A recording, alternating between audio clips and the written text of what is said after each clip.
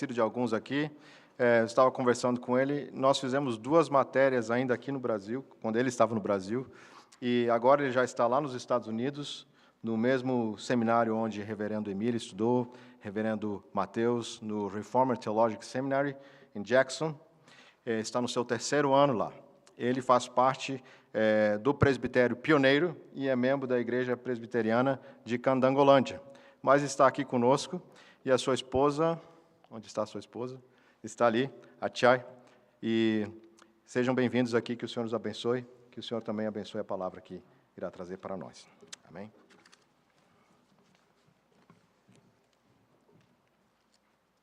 Bom dia, irmãos. Queria primeiramente agradecer essa amada igreja, essa oportunidade de cultuar com vocês e também esse privilégio de pregar a palavra.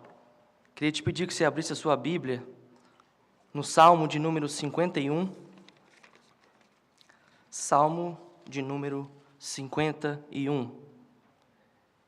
Enquanto você abre a sua Bíblia, eu queria te contar uma pequena história da minha infância. Muitas vezes, na minha casa, eu era responsável por lavar a louça. E não era um serviço que eu gostava muito, principalmente quando tinha aquela panela bem suja com a gordura agarrada. Então, eu tinha a ideia brilhante, mas que vocês vão ver que não é tão brilhante assim, de lavar toda a louça e esconder aquela panela de algum jeito. E minha mãe chegava e via tudo limpinho, parecia tudo perfeito, até que ela abria o forno ou algum lugar e via aquela panela que eu tinha escondido. E eu tinha que confessar o meu erro. A verdade me confrontou e eu tive que confessar que eu errei. E um erro foi chamando o outro. Primeiro eu desobedeci a minha mãe de não ter lavado. Aí depois eu menti, porque eu escondi aquela panela ali. Por que essa história? Essa história ilustra um pouco o que a gente vai ler aqui, o contexto histórico desse Salmo de número 51, um salmo em que Davi escreve após ser confrontado com a verdade do seu pecado.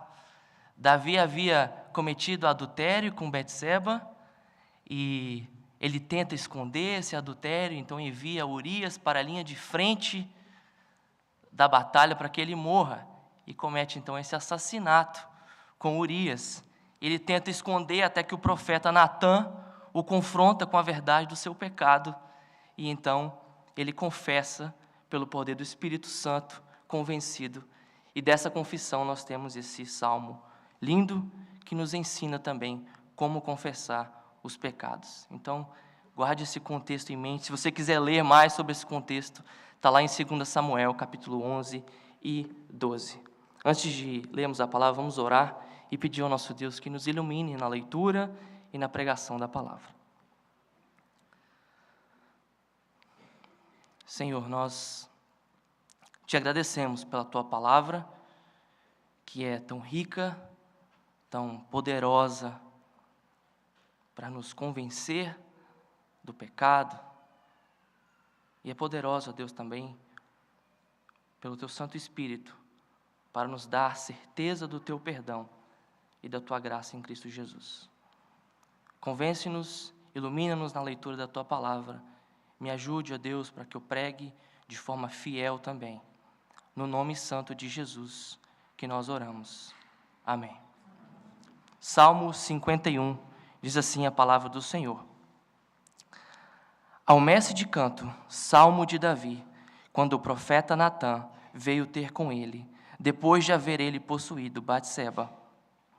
Compadece-te de mim, ó Deus, segundo a tua benignidade, e segundo a multidão das tuas misericórdias, apaga as minhas transgressões.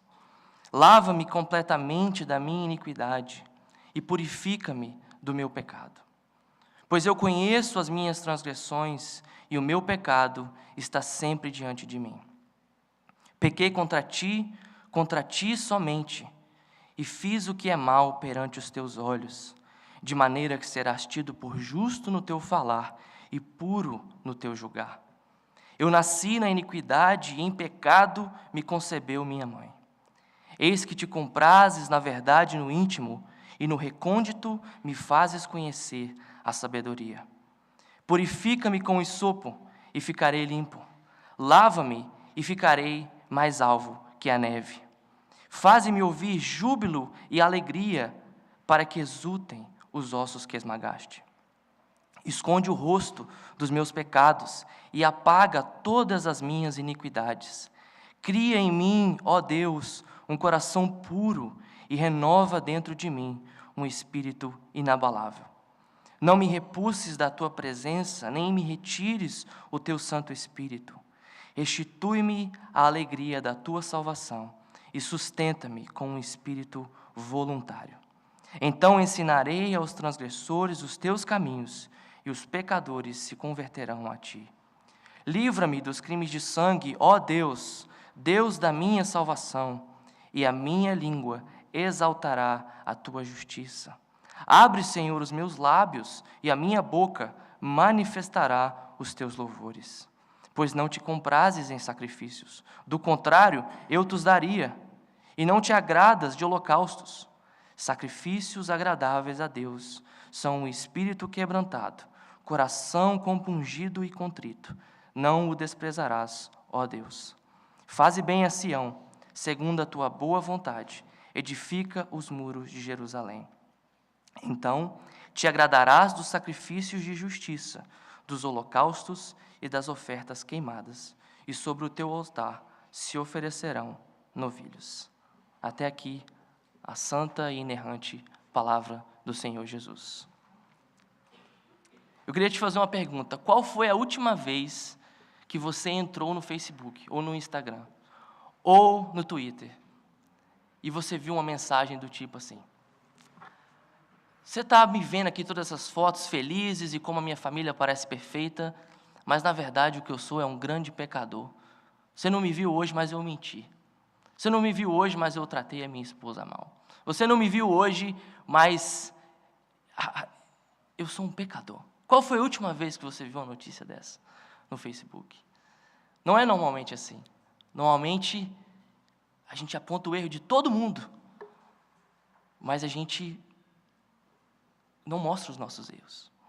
Ou qual foi a última vez que você abriu um site de notícia e a manchete principal estava lá: ministro da Educação confessa que a falta de alfabetização foi seu erro e suas decisões mal feitas durante o ano. Não é normalmente assim. Ou no trânsito, qual foi a última vez que você estava naquela faixa de 80, mas você estava naquela faixa para andar mais rápido, andando a 30, e o cara está te dando luz alta atrás para passar? E qual foi a última vez que isso aconteceu e você, poxa, eu podia colaborar, né? Eu estou andando a 30 nessa faixa da esquerda, é melhor eu ir para a direita para ele passar. Mas não é normalmente assim. Normalmente é o contrário. Quando a gente está na faixa, que era para estar rápido, andando lento, a gente fala: que cara sem compreensão. Ou então, quando a gente está andando rápido e a pessoa está ali na nossa frente, a gente fala: não é possível, não tem noção, não sabe o que é essa faixa de 80? Essas histórias não mostram uma realidade, que nós somos muito bons em encontrar erros. Nós somos muito bons em confessar pecados dos outros. Os nossos pecados, é difícil para a gente confessar, a gente tem dificuldade. Mas, como nós lemos aqui em 1 João, o apóstolo nos exorta que nós temos que confessar os nossos pecados. E que se nós dissermos que nós não temos pecado, nós fazemos a Deus mentiroso, porque Ele fala que nós temos pecado. Então, a palavra como um todo nos exorta a confessar pecado. E esse Salmo 51 também é um convite, uma oração que nos ensina como confessar os nossos pecados. Ele nos ensina 3 componentes da confissão: reconheça o problema, recorra à solução e responda em gratidão. Amados, o Senhor nos chama essa manhã a confessar os pecados. Confesse seu pecado. Primeiramente, reconheça o problema. E qual é o problema? Eu gosto muito desse salmo que, logo no começo, ele não dá muitas voltas para falar do problema. Logo nos 2 primeiros versículos ele já fala: compadece-te de mim, ó Deus, segundo a tua benignidade, segundo a multidão das suas misericórdias, apaga as minhas transgressões. Lava-me completamente da minha iniquidade e purifica-me do meu pecado. Ele não dá volta, ele vai direto ao ponto. O problema que nos leva a confessar não é simplesmente um erro, uma decisão, falta de sabedoria, é um pecado. Um pecado. E o que nós precisamos reconhecer com relação a esse pecado? O que nós precisamos reconhecer com relação ao nosso pecado que esse salmo nos ensina? Primeiramente, nós temos que reconhecer quão mal é o nosso pecado. Veja que o salmista usa vários termos para se referir ao pecado dele. No versículo 1, ele usa a palavra transgressões. No versículo 2, ele usa a palavra iniquidade. No versículo 3, ele fala pecado.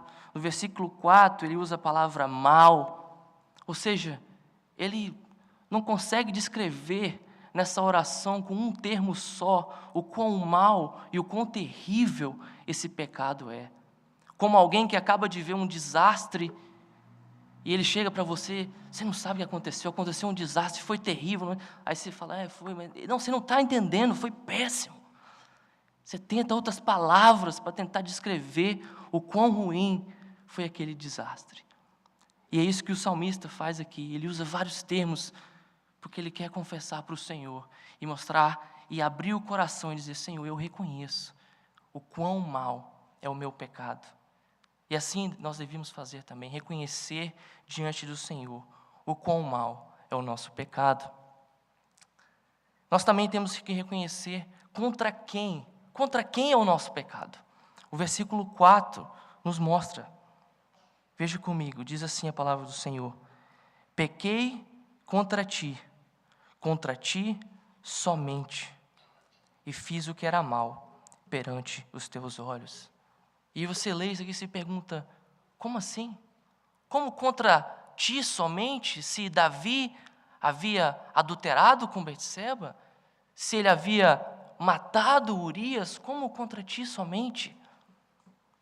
Davi aqui reconhece que o pecado é, em última instância, contra Deus. E se nós não fizermos como Davi, se nós não reconhecermos que o nosso pecado é, em última instância, contra Deus, nós vamos nos tornar apenas aquela pessoa que quer agradar todo mundo. Porque você vai pedir desculpa quando alguma coisa vai ficar ruim para a sua imagem. Mas não porque, de fato, você reconhece que aquele pecado desagradou e desonrou a Deus. Nós temos que reconhecer, irmãos, que nosso pecado é, primeiramente, contra Deus. Mas também é interessante, nessa confissão do problema, de qual que é esse problema, que nós reconheçamos quem é o problema. É claro que nós sabemos que nós temos 3 principais inimigos, a carne, o mundo, o diabo. Mas é importante reconhecer que nós somos parte do problema do nosso pecado. Veja comigo como que Davi reconhece isso nesse salmo. Ele usa a primeira pessoa quase que em todos os versículos desse salmo. No versículo 1, compadece-te de mim. Versículo 2, lava-me, a minha iniquidade, o meu pecado. Versículo 5, eu nasci na iniquidade. Versículo 7, purifica-me. Você pegou a ideia, se você for olhando aqui nos versículos, você vai ver que durante todo o salmo, ele usa a primeira pessoa, porque ele reconhece, eu sou o problema. E quantas vezes a nossa desculpa para não confessar o pecado é colocar a culpa no outro? Desde Gênesis 3 tem sido assim. A gente fala, eu respondi mal, mas você viu como que a minha esposa ou meu esposo falou comigo? Eu sou desonesto um pouco aqui, mas você já viu a situação do país, como é que está? Ou, eu não sou um bom funcionário, mas você já viu como é que o meu chefe me trata? Nós sempre tentamos colocar a justificativa no outro, ao invés de confessar o nosso pecado. Mas aqui, o Senhor nos chama, através do exemplo de Davi, a reconhecer que nós somos o problema, reconhecer a nossa falta. O que mais que nós podemos reconhecer desse pecado?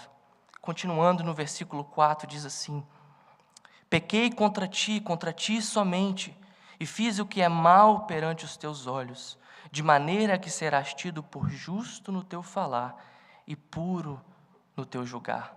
A ideia aqui da palavra para justo é que Davi reconhece que Deus está moralmente correto em julgar Davi.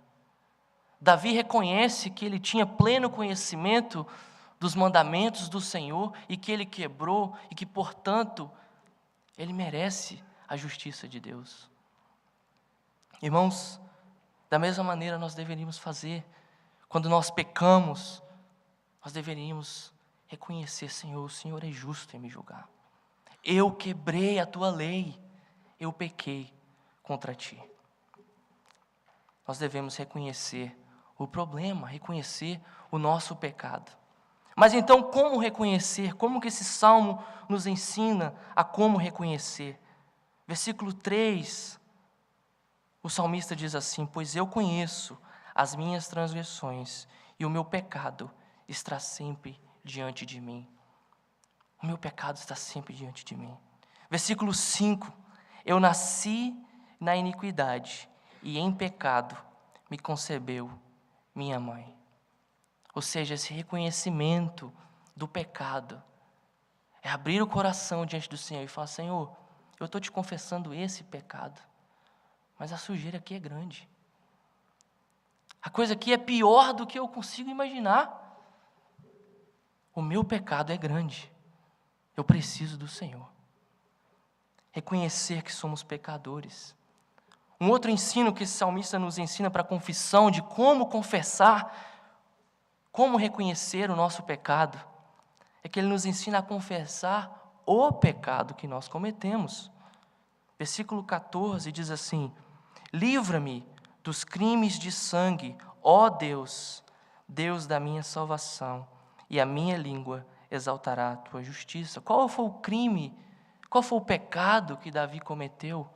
Ele matou Urias, foi um crime de sangue. Então ele chega aqui e confessa para o Senhor o pecado que ele cometeu. Quantas vezes a gente ora e a gente simplesmente fala: Senhor, perdoa todos os meus pecados. E a gente não confessa aquilo que a gente sabe que está errado. A gente não chega diante do Senhor e fala: Senhor, me perdoa porque eu menti. Não reconhece diante do Senhor a nossa falta, o nosso pecado. E o salmista nos ensina que confesse o pecado. Confesse diante do Senhor qual foi a sua falta diante dele. Reconheça o problema. Se você for para casa hoje e dirigindo o seu carro, acender a luz do motor, que tem algum problema no motor, eu te garanto que colocar uma fita de esparadrapo para tampar a luzinha não vai resolver o seu problema. Você precisa reconhecer que tem um problema ali e correr atrás da solução. Da mesma forma com o pecado. É preciso reconhecer que há o problema, que há o pecado, e recorrer à solução. Portanto, irmãos, o Senhor nos convida essa manhã, através desse texto: confesse os seus pecados, reconheça o problema. Mas, em segundo lugar, recorra à solução. Recorra à solução. E qual é a solução? Qual é a solução para o nosso pecado?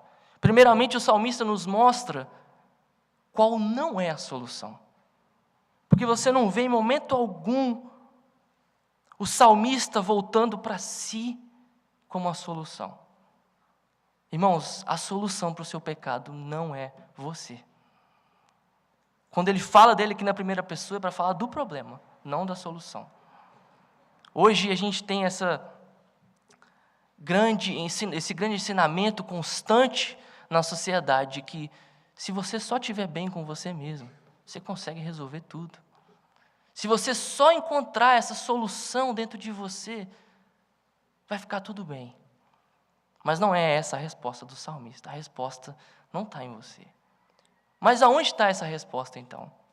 A resposta está no sangue do Cordeiro Pascal, derramado em favor da libertação de seu povo da escravidão. Veja comigo o versículo de número 7. Diz assim: purifica-me com hisopo e ficarei limpo. Lava-me e ficarei mais alvo que a neve. O que é esse hisopo? Por que purifica-me com hisopo? Davi, como um grande conhecedor da história do povo de Deus, faz uma referência aqui ao Êxodo. Lá no livro de Êxodo, quando Moisés orienta o povo para que passasse o sangue do Cordeiro Pascal nas portas, vocês se lembram? Na última praga, em que matariam o primogênito e o povo de Deus seria liberto. É essa plantinha aqui, o hisopo. O povo de Deus usou o hisopo para passar no sangue do Cordeiro, para passar nos umbrais da porta e ser liberto da escravidão do Egito, por causa do sangue do Cordeiro. Então, o que Davi está pedindo aqui no versículo 7 é: purifica-me com hisopo, purifica-me com esse sangue do Cordeiro que liberta da escravidão. E nós sabemos que essas eram sombras de uma realidade. Para quem que tudo isso estava apontando? Para o Cordeiro de Deus, como João diz, para o Cordeiro de Deus que tira o pecado do mundo. Aquele que nos liberta da escravidão, não mais do Egito, do nosso Egito, do pecado. Então, nós podemos, assim como Davi, orar: purifica-me com hisopo. A solução para o nosso pecado também é o sangue do Cordeiro, Jesus Cristo, derramado na cruz, por mim e por você, para o perdão de pecados. Para o perdão de pecados. E como que nós podemos recorrer? Porque a gente recorre a Jesus, recorre a essa solução.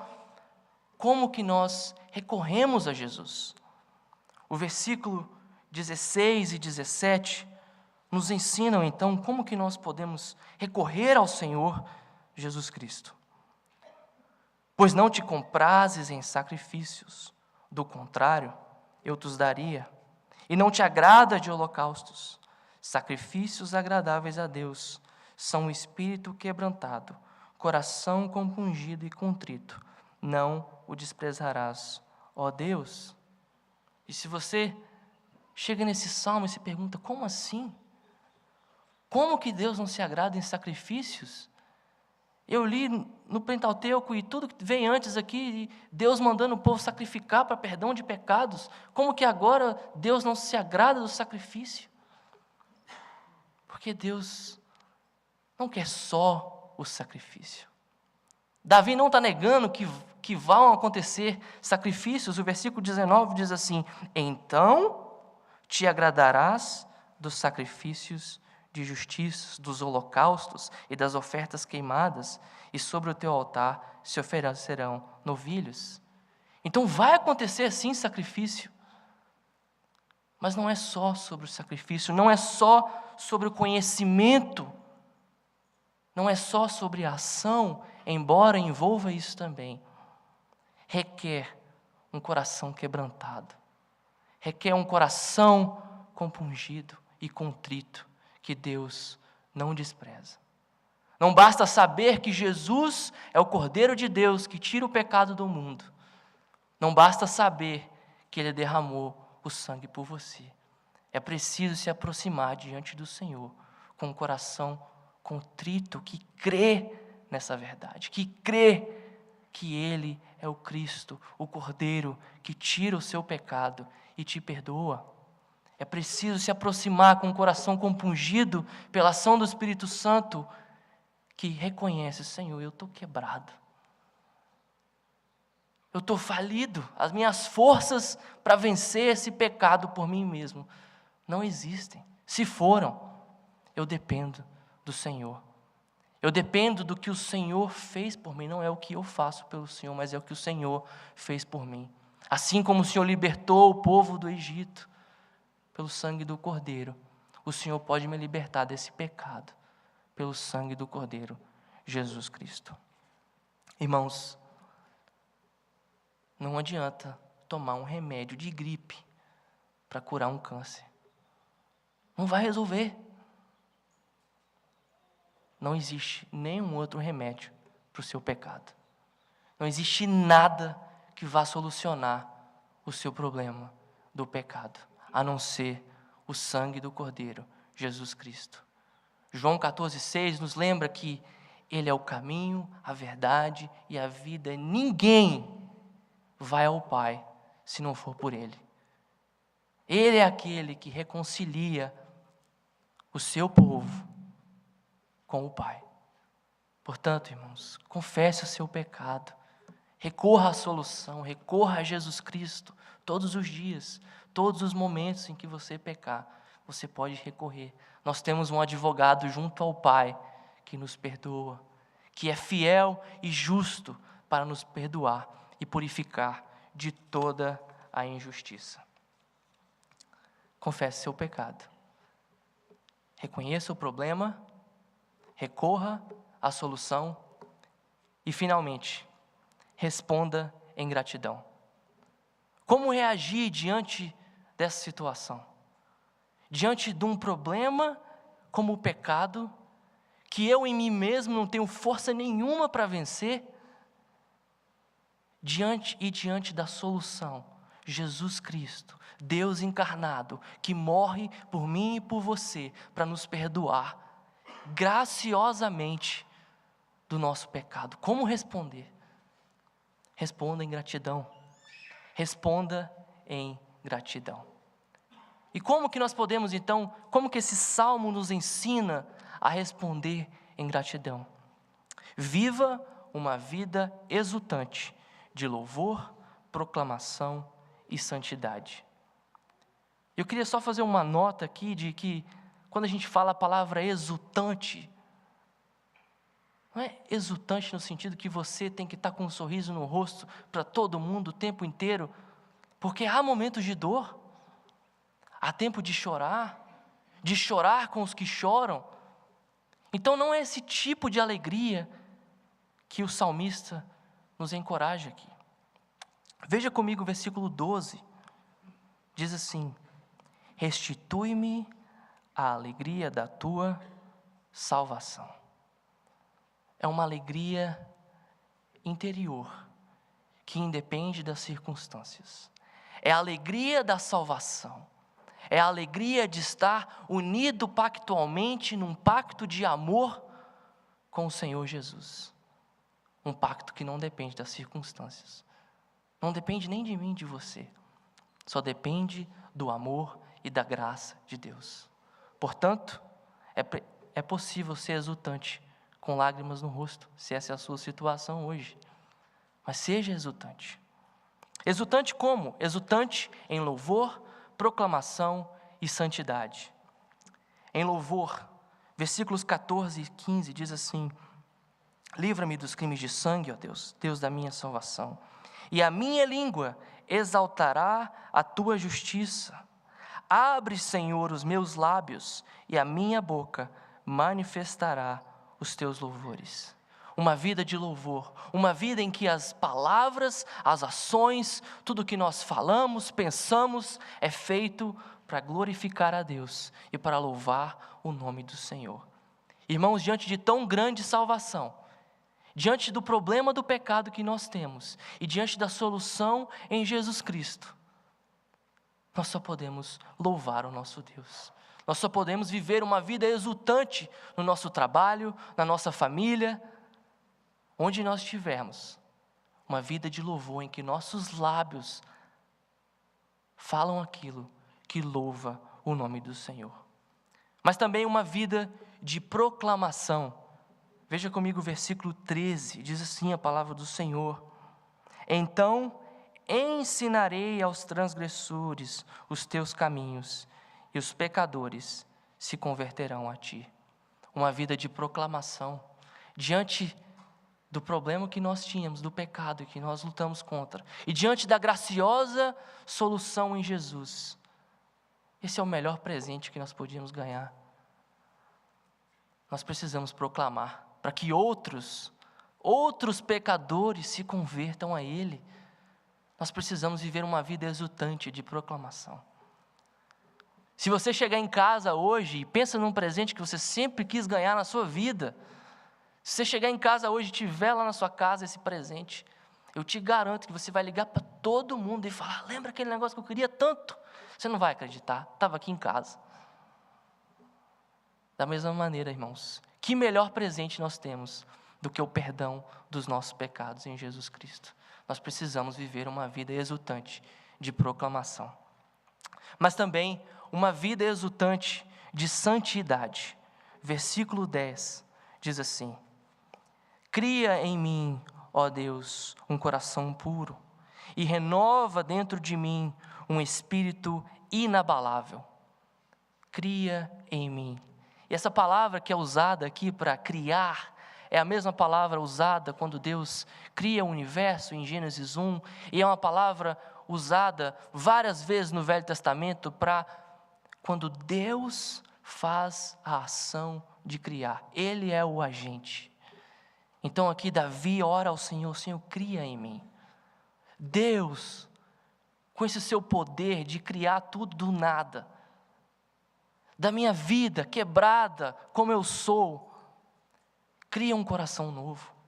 Cria um coração disposto a te servir e te amar e viver de forma diferente. Versículo 12 diz assim: restitui-me a alegria da tua salvação. E a segunda parte: sustenta-me com um espírito voluntário. Ou seja, um espírito desejoso, um espírito livre para obedecer o Senhor. Um espírito desejoso em seguir a tua lei e te amar. Nesses 2 versículos nós vemos que o salmista ora e busca do Senhor que Ele o transforme, que Ele crie nele um novo coração, que mude suas afeições, suas emoções, seus prazeres, seu pensamento, que tudo seja diferente, que ele seja conformado à imagem de Cristo cada vez mais, que ele viva em novidade de vida. Assim, irmãos, nós também deveríamos viver e orar e buscar o nosso Deus, diante de tão grande salvação, diante do custo do nosso pecado, o sangue de Jesus. Nós deveríamos viver uma vida exultante de santidade, rogando ao nosso Deus que mude os nossos prazeres, que o nosso prazer esteja antes em agradar a Deus do que agradar a nossa carne. Que as nossas afeições, que aquilo que nos atrai, isso pode ser transformado e o Senhor tem poder para transformar. Que nós possamos responder em gratidão a tão grande salvação. Conta-se uma história que uma criança entrou no mercado com a mãe e a mãe estava com o dinheiro contado e já tinha a listinha do que ela ia comprar. Então, aquela criança fica olhando para uma laranja, ela quer aquela laranja de todo jeito, e a mãe falou: filho, não vai ter jeito, não está no orçamento, não tem condição. E aquele menino fica olhando para aquela laranja e até que a moça do mercado se compadece daquela situação e fala assim: pode levar, de graça, pode levar. E ele fica todo feliz, e a mãe olha para ele e fala: meu filho, como é que fala para a moça? Ele fala: descasca. É claro que essa não é a resposta que eu e você esperávamos, que mostra sim um pouquinho de ingratidão. Nós esperávamos um muito obrigado. Eu não teria recurso para comprar essa laranja. Da mesma maneira, irmãos, diante de tão grande salvação, diante da graça que nos foi derramada sobre a nossa vida pelo sangue de Jesus, o que o Senhor espera de nós agora é um obrigado, uma resposta em gratidão, vivendo uma vida exultante de louvor, proclamação e santidade. Irmãos, o Senhor nos convida e nos exorta pela sua palavra nessa manhã. Confesse os seus pecados. Reconheça o problema. Recorra à solução e responda em gratidão. Para concluir, irmãos, a minha oração e o meu desejo para você e para mim nessa manhã não é que agora, quando acabar o culto, ou quando você chegar em casa, que você tem que chegar em casa agora e postar no Facebook para todo mundo, todos os seus pecados.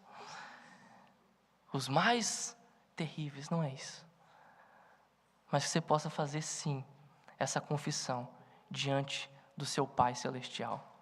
Aquele que não poupou o seu próprio Filho para perdoar o seu pecado. Aquele que derramou o sangue do Cordeiro, Jesus Cristo, por mim e por você, para que você pudesse chegar diante dele e confessar o seu pecado. Ele é justo para perdoar o seu pecado. Ele tem poder para te purificar e te lavar e te transformar de todo o pecado e de toda a injustiça. Confesse seu pecado, seu Pai, em nome de Jesus. Vamos orar. Deus, nós te agradecemos pela tua palavra, que é tão rica, tão poderosa, que nos ensina e nos equipa para toda boa obra. Esse salmo que nos ensina como nós podemos confessar o nosso pecado. Que o teu Santo Espírito possa nos convencer do pecado, da justiça, do juízo, e que nós possamos reconhecer o nosso problema diante do Senhor.